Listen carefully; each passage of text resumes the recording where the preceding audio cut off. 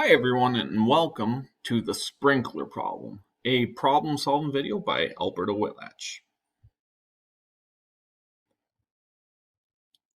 So first thing we want to talk about is what is this going to be, what course and topic is this going to be for?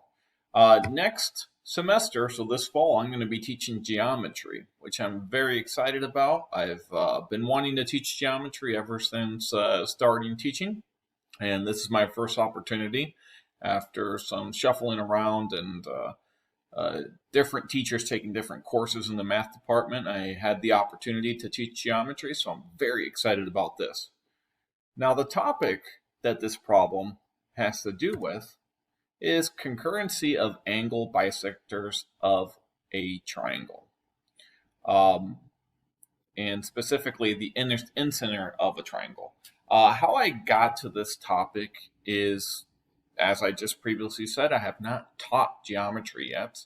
So I haven't really encountered to see what the students most struggle with. So instead, I just did some research by asking some of previous teachers and by looking online.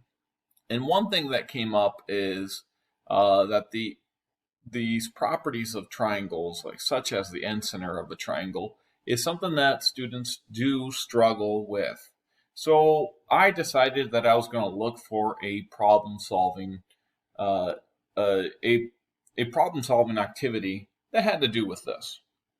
So specifically, the learning objective for this activity is going to be to discover how to find the incenter of a triangle and understand its properties. So the sprinkler problem. Before we actually get into the sprinkler problem, let me give you some of the information about it. So the origin, where did I get this from, is Mathematics Teacher Magazine in the February 2007 edition. Like I said, I was searching for problems. I've been working on my curriculum for this next semester, and so this is one of the things I came across.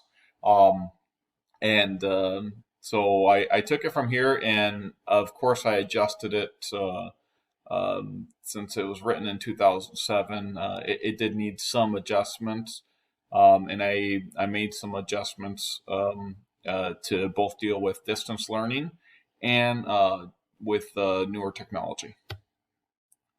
Some prior knowledge that my students are going to have before dealing with this problem is they'll know the essentials of geometry, line segments, points, understand the basic properties of triangles. They will know perpendicular bisectors. That'll be something that we had just covered. And angle bisectors. They also will have experience with GeoGebra. So where this fits in the sequence, this is in my fifth unit that I would be covering this topic. So this would be probably at the end of the year in December. I don't know how it's going to fit in exactly with our, depending on what the situation is this fall. It might be January also, depending on how that affects everything. Some other considerations, like I said, is I'm trying to create distance learning problem solving. So as I was creating this problem, I wanted to make sure that my students would have all the resources and tools necessary in at their house in order to solve this. So I didn't want them to necessarily need to have a protractor or anything like that that I feel like they might not have access to. So that was part of how I was designing this. So let's get right into the sprinkler problem. But before I show you the sprinkler problem, how would I introduce this to my students? Well, I'm kind of corny. If you would get to know me a little more, you'd find this out. So I just kind of stick with what I know. And I would probably sit up there in front of my class and look really kind of preoccupied and worried. And somebody would eventually ask me, "What's going on, Mr. Whitlatch?" And I'd tell them, "Well, sorry guys, I'm just really thinking about, I have Joe from the Parks Department. He's been asking me, this question about, the where he should put the sprinkler, and hopefully they'll ask me what is it, and then I will introduce the problem as hopefully asking them to hopefully help me out with solving this problem. So the problem goes: the La Crescent Parks Department is installing a circular sprinkler. Sprinkler whose spray makes a perfect circle. To water the lawn at a park that is the shape of a triangle and is surrounded by sidewalks.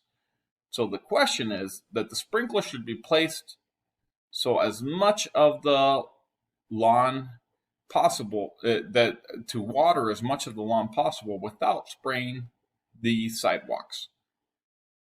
So that would be the problem. So the part one of the sprinkler problem, I'd ask just a few general questions. Why wouldn't you want to water the water to spray the sidewalks? Will all the lawn be watered? Why or why not? Make a drawing of the park. Indicate where you think the sprinkler should be placed. And draw a rough sketch of the circle that the spray of the sprinkler would make. This first part is just really to get more of a conceptual understanding for them to start thinking about, if you have a circle inside of a triangle, where would the center of that circle be? I just want them to start thinking about intuitively where that would be at, and to start doing it.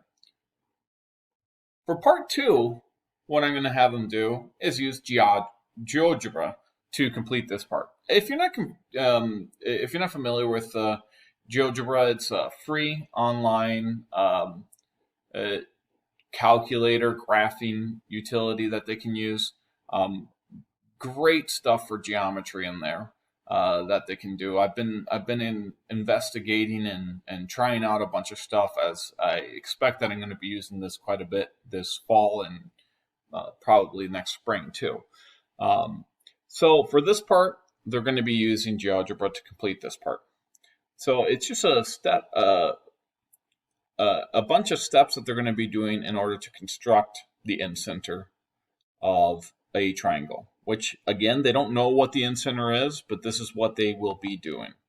So first step is construct a triangle, construct the bisectors of two angles of the triangle, and construct a point at the intersection of the angle bisectors.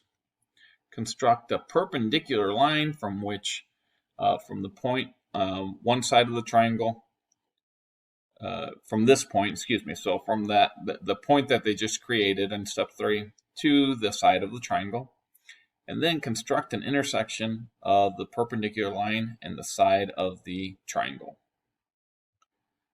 Then create a segment from the intersection of the angle bisectors to the intersection of the perpendicular lines and the side of the triangle.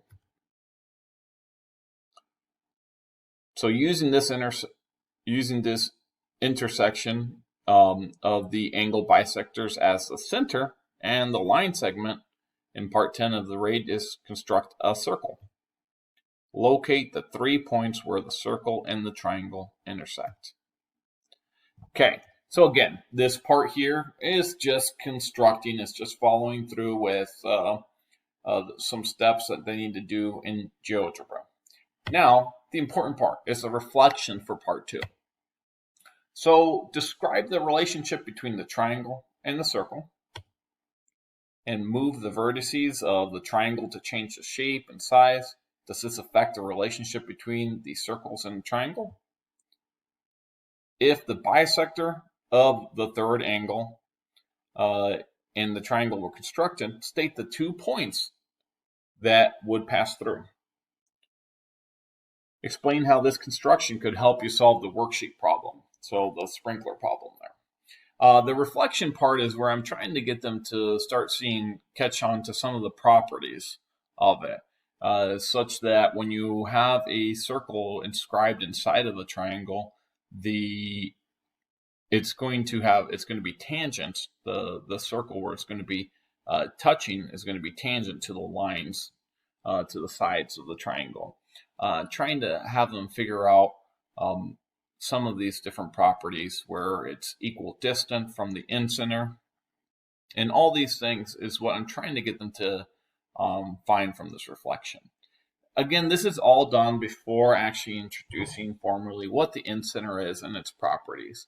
So hopefully, when I follow through after this and introduce them the properties and tell them about what the incenter actually is, it'll stick with them a little more. Last, let's talk about some of the extensions that you could do off of this problem. You could ask them about what percentage of the lawn is not getting water.